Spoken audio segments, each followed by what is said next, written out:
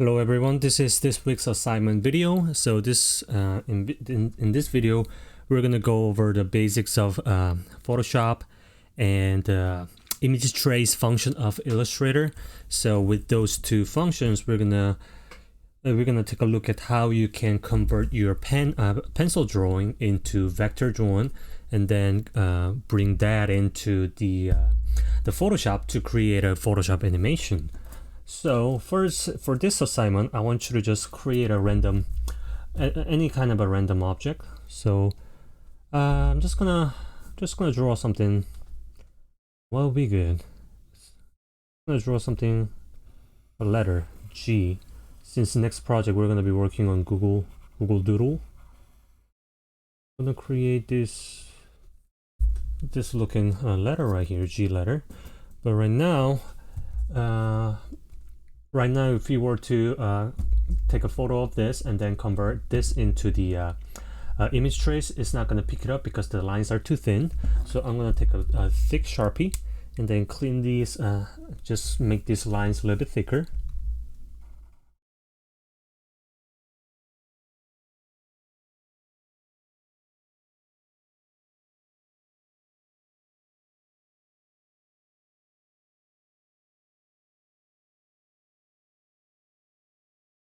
Alrighty, not too bad. So once it dries, I'm just gonna clean the pencil lines with this, because here and there I see a little bit of pencil lines. Let's just erase that.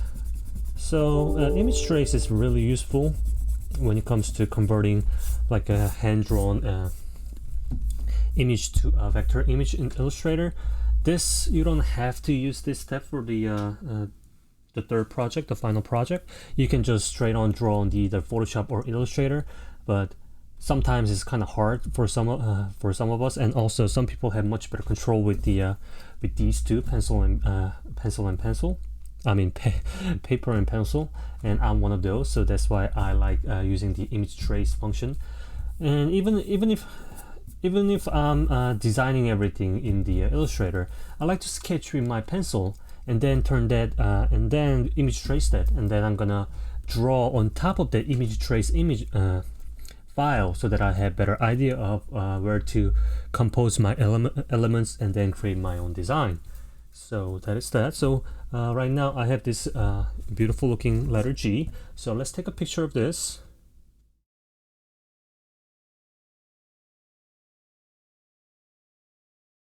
Photo. I'm just gonna take a nice picture of no shadow or anything like that, well, in a well lit environment, and then I'm gonna send it to myself. And then we're gonna open up the Adobe Photoshop. So this is Adobe Photoshop. So before we get pull this up, we have to understand the difference between the vector image and raster image, or sometimes bitmaps.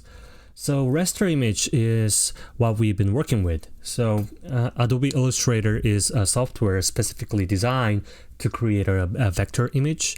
So let's take a look at some examples. So I'm just going to use one of the Sophie's layer for the clock design.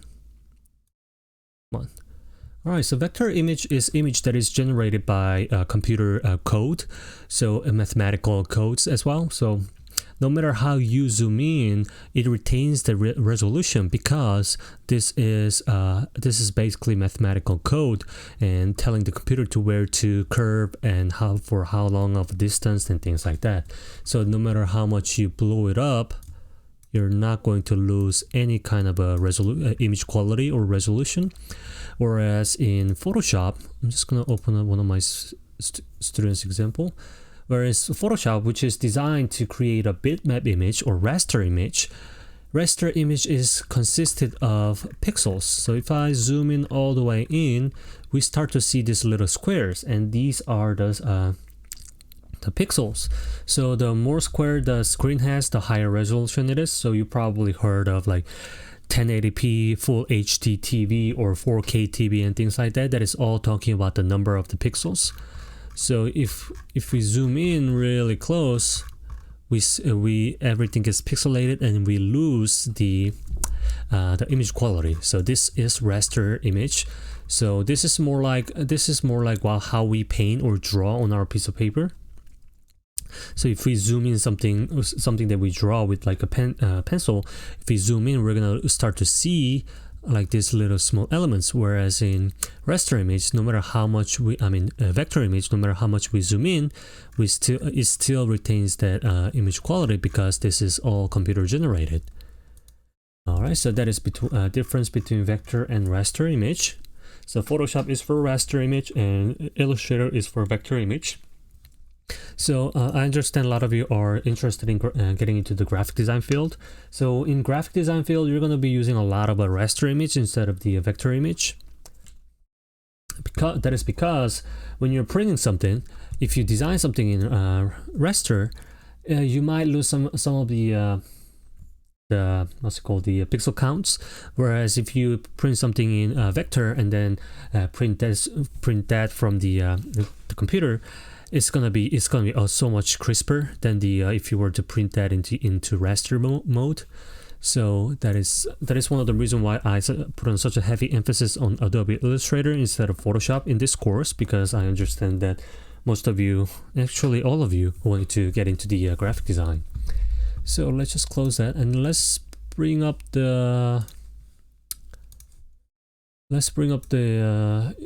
picture that I just took. Drag and drop. So right now we have this, but I want to rotate it first. So let's do that in a moment, but I just want to talk about the basic interface of the Adobe Illustrator. So this is very similar to the Adobe Illustrator, so there's nothing that is completely different or anything like that, except for the difference between working with vector and raster. So there's a layer panels and things like that, but one of the most important thing in Photoshop is brush tool, which is located right here. And also the same goes to color right here. So if you start drawing, it's gonna start painting on this artwork that you have. And also if we zoom in, we start to see all these pixels as well. So this is completely different than the Adobe Illustrator. So that is it. So first thing first, I'm just gonna go over the little functions of Photoshop, Adobe Photoshop. So first I want to rotate it to the counterclockwise 90 degree. So to do that, let's go to the image adjustment. No, actually image rotation 90 degree counterclockwise. If you click that, now we have this. Another thing you can do, I'm not sure, you can do that as well, but let's just do that. Image rotation counterclockwise. So alrighty, so now we have this letter right here. But notice that this is not the perfect picture, because A, I used my phone, and B, there wasn't enough lighting. So if we were to image trace this, the Illustrator might pick up all this little texture of the paper as well. So I'm gonna try to make this photo more clean. So to do that, I'm gonna crank up the brightness of overall photo, and I'm just gonna isolate this dark area and then make it darker. So I'm gonna crank up the contrast for that. So let's go to image adjustments. Why is it not working? Hold on, give me 1 second. There we go. Let's go to image adjustment, brightness, and here you're left with this control panel. So let's crank up the brightness a little bit. See what happens if I 100. Well, we still have this black area, right? So I'm gonna crank up the contrast. Notice that how now is much cleaner than before. So this was before, and oh no, not that. Was before, and this is after. But still, I want to make it perfectly black and white imagery. So there's a number of things that you can do. So you can go to levels and then start playing around with this, or you can go to actually curves, and then you can kind of play around and see what it does. That's a little bit too extreme. But one thing that but one of my favorite is going to the adjustment and go to exposure and then playing around with the gamma correction here. So if I crank up all the way up, it starts to pick up all that texture. Before, if I dumb it down, it's gonna start lose all that texture here and there.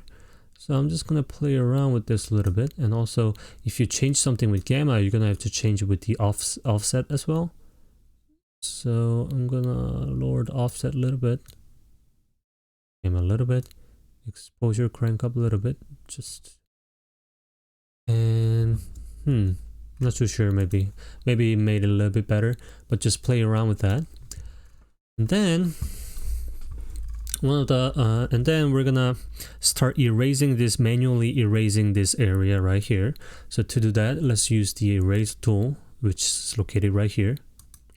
And if I click this, it's gonna erase like this. But if I have the background color to red like this, if I were to erase something, it's gonna should reveal the background color, which is the red right here.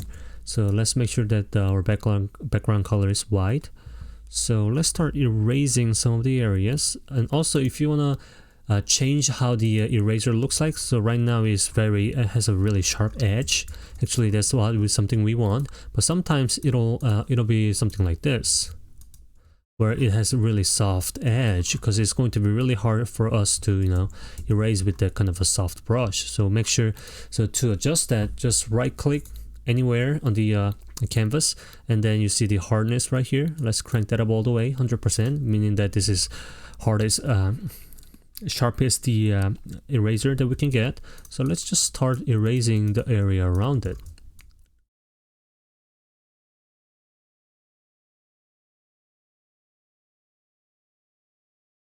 Alright, so let's clean it up a little bit. Alright, so one thing we have left is just this area right over here. So to erase that, one thing that I'm gonna use is the background magic eraser tool. So what this does is, if I click somewhere, some area, it's gonna grab all the similar pixels, similar colors, and then grab that and then erase it. So in this case, if I click the black area, it's gonna select all the area that is black, and then it's gonna erase it. But here, if I click right here, it's gonna grab everything, and then, which is white, and then try to erase everything. So, but notice that the tolerance, so tolerance is what it means is, right now is set as the 32. So that means that if we go to the value hexadecimal of the color, if I were to select, say, color like this, the 32 tolerance 32 means that the 32 red color from top, bottom, and to the left, right is gonna select all the color, or the 32 range around that selected color. But if we were to select just one and then try to erase something, it's only gonna select that exact color, which is black right here, and then it's gonna erase it. Notice how much it left out this. But if I were to crank it up to like something 60, it's gonna erase a little bit more. So here we don't want it too harsh, so we're just gonna use 32. And then we're gonna select this, and it looks like it's clean. So one thing that we can check and see if it clean or right. Actually, I want to erase the inside as well. We're gonna create a new layer, and then we're gonna bring it down, and in there we're gonna give something like a color, something vibrant color like a red. And here I'm gonna pour the paint in it. So make sure that the background layer is selected. So to fill an area, we're going to use the paint bucket tool. And if you click the paint bucket tool right here, sometimes it's hidden behind the gradient tool. So if it is like this, right click this tool right here, and then select the paint bucket tool. And also there's a tolerance 32 as well. But in this case, this layer is empty, so it doesn't matter. We can just use tolerance 1 or 255, which is the maximum amount of tolerance that you can use. So 32 is just fine. Let's just click that, and then hide the letter that we used. Took a picture of. Now we have this. So we're gonna save this. Actually, I want to convert back to black and white because black and white has the highest contrast, and image trace is gonna work much better if your subject and the background has a higher contrast, because computer is gonna tell which area is the subject matter and which area is going to be a background matter. I mean background area. So let's save this. So let's go to File, Save. No, I'm just gonna save it as a Photoshop file and hit OK. And let's go to Illustrator. I'm just gonna close the Surface, and we're gonna go to Open, Desktop, and then we're gonna open this guy. And I'm gonna see if it works. Alright, it worked. Alrighty, so now that we open the Photoshop, we're gonna convert this into the vector image. Actually, I see a little bit of imperfection right here. Let's see. Right now, this is still the bitmap image, because if we zoom in, we start to see this kind of squares and things like that. So to image trace something, we're gonna actually, I'm gonna get rid of that. I just need this letter right here. We're gonna go to Window, Image Trace, right over here. And then we're gonna select the preset, black and white is fine. And we're gonna hit Preview. And notice that, and it automatically converts it into this kind of a vector image right here. So this is before. If I click Preview, this is after. So since we cleaned up the image and then using the Photoshop, there's not much things to do. But if you were to just let me show you an example. If you were to just grab a photo straight from the camera,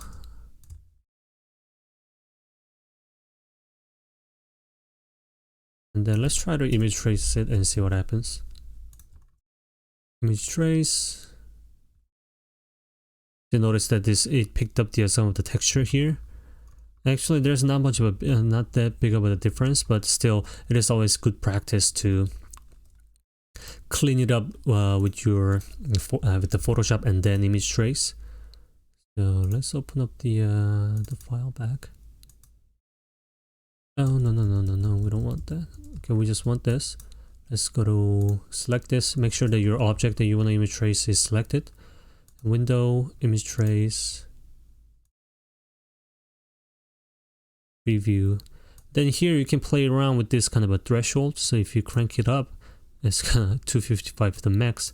If you crank it up, it's gonna try to pick up as much information as possible. Whereas if you crank it all the way down, it's only gonna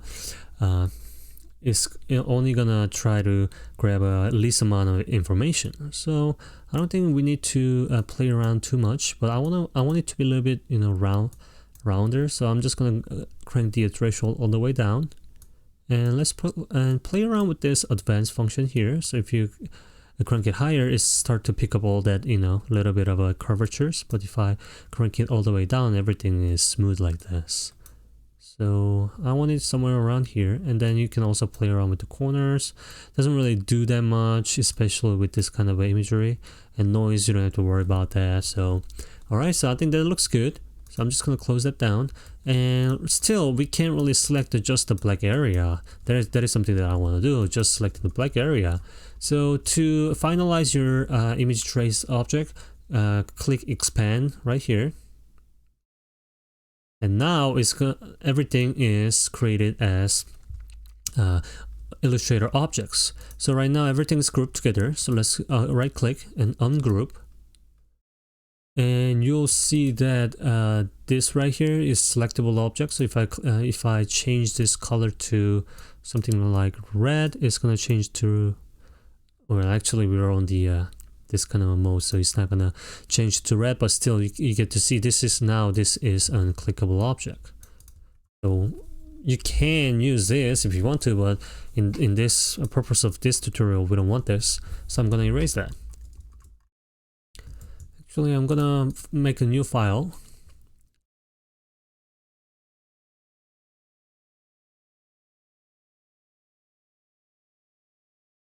gonna paste it in. So now there's a, so if I just click the black area and then change the color, you'll be able to just select the color and then change it. And also same goes for the inside. I can just change it like this. So I want you to play around with selecting different colors and everything. So let's go with the Google color. Not sure what Google color is, but red or yellow. Yeah, I'm just gonna go with this, blue and yellow. So after doing this, let's save it as a letter G. So this is it for your image trace, how to image trace. But now we're gonna use this graphic to create animation in the Photoshop. So let's bring back the Photoshop and then let's create a canvas of size 1920 by 180 and 72 pixels RGB and all that, and hit create. Oh, what's going on?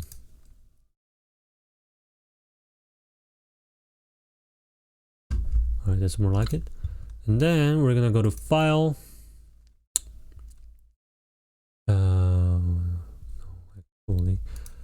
Actually, you can just select these two, copy, Control C or Command C if you're using Mac, Command V, and we're gonna convert it as the bring it as a smart object right here. And I'm just gonna unclick Add to my current library, hit OK. Now the Photoshop import this as a smart object. So I'm gonna resize it accordingly and then hit enter. And now this is converted to raster image like this because we brought it to the Photoshop. Whereas if it was in Illustrator, it remains in vector. But now that we brought it into the Photoshop, now it's a vector. Yeah, I feel like this is a little bit too big, so I'm just gonna make it a little bit smaller like this. And yeah, so I'm gonna place it somewhere here. So now what we want to do is we want to create some kind of animation. So to create an animation, we're gonna use the function called transform. So in Photoshop, you can select an element that you wanna transform. So in this case, it will be this guy, and you can hit you can go to the transform by edit and transform somewhere, transform here, and then you do all that. But shortcut is much easier. So to do that, I'm just gonna select this select tool right here. Hit Control T or Command T if you're using Mac, and it's gonna pop up this this little reference points. So here you can resize, here you can rotate as well. So this is what we are going to be using to create an animation. So let's bring up the animation panel in Photoshop. So that to do that, we're gonna go to Window and Timeline right here. And it's going to show create video timeline. Make sure that you're using the video timeline, not the frame animation. So we're going to work with the video timeline and hit OK. And I'm just going to bring this up so that I can see better. And here we see that we have this kind of we are presented with this timeline. So it has this time needle thingy here, and looks like we are about, is it 5 seconds? So let's play it.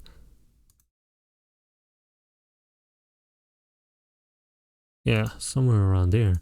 So here, actually, first we need to, if you click this guy right here, you see there's position, opacity, and style, but there's no transforming yet. That is because it is still vector smart object. We have to convert this into just smart object. So we're gonna click the convert to smart object right here. So right click the layer that you wanna convert to smart object and hit it. And then if we take a look at it, there's a transform tool right here. So, and then what you see on the left is this guy right here. So that is what if you click that, you're going to create a keyframe. So keyframe is an indication that defines the start and the end of the smooth transition. So if I click right here, it creates this kind of a yellow diamond. So if I click this, this means that it's going to stay from this position. but if I move this time needle all the way back and then hit the keyframe again and then Control T to rotate it around and then place it right over here, it's gonna have this smooth transition of going towards there. See that? Something like this. So so this is really simple animation you can play around. So I want you to play around this power of, I'm gonna loop it. So if you want to loop it, go to the this gearbox right here and then loop playback. I want you to play around this video timeline. So if you want to make it a little bit shorter, you can always grab this timeline right here. I mean keyframe, bring it back, bring it all the way here. So if you do that, it's going to be much faster. So if I want to make it come back, I can always, you don't have to click each time that you want to create a keyframe. Photoshop is going to automatically create one if you make an alteration to your to make like some kind of a video transform. So if I click right here and hit enter, it's going to automatically create this keyframe. So here I'm gonna go and then bounce back, and here I'm gonna make another one, go up, but something like this.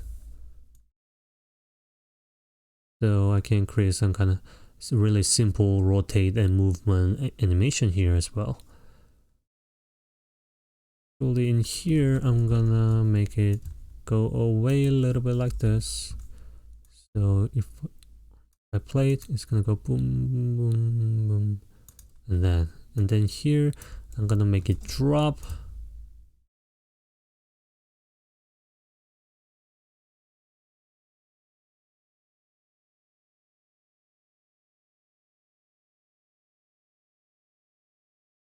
And I can make it look like it's bouncing a little bit.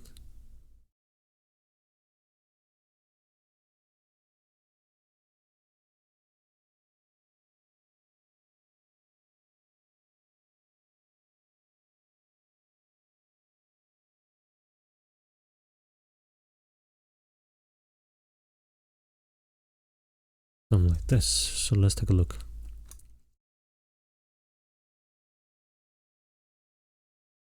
Well, that wasn't really smooth, but you see what I'm trying to do. Space them a little bit better. Okay, that's much better. So that is how you can use transform tool to create an animation in your using the Photoshop. And another thing that I want you to play around is opacity. So let's bring it to the keyframe right here, and if I hit this guy right here, so and then if you look at this layer tool right here, it says opacity. So right now opacity 100%, but if I go to this keyframe and set it to 0% and hit enter, it's going to create another keyframe right there. So what that's going to do is it's going to create this smooth transition of fading out. So, and then it disappears because on this keyframe is 100% opacity, and this keyframe that is 0% opacity. So here is 0%, as you can see right here, and as I go, you notice that opacity increases, but if it hits this point, it's 100%. So these two are something that I want you to play around. So for this assignment, just create any kind of a graphic and then convert that and then bring that into, take a photo of that and then bring that into the Photoshop, clean it up, and then using the Illustrator, image trace it, and then assign a color into your design as well. And after that, bring it to the Photoshop, and then follow this tutorial, and then just create a simple animation, like this. Okay, I'm gonna make my animation a little bit shorter. So here,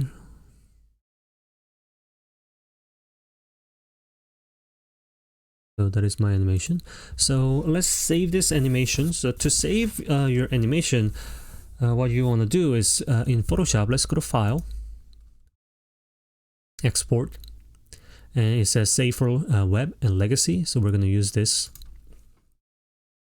And then make sure to select a GIF GIF, and depending on your computer spec, it's going to take quite a bit of time. Okay, and then make sure the looping option is forever, and you play. These settings right here, you can just leave it like that. Not too bad. Alright, then we're gonna hit save. And I'm gonna save desktop, and then I'm gonna call it example. And it's gonna take a bit of a time to save because anything animated file tends to be a little bit large. Let's go to desktop and then take a look.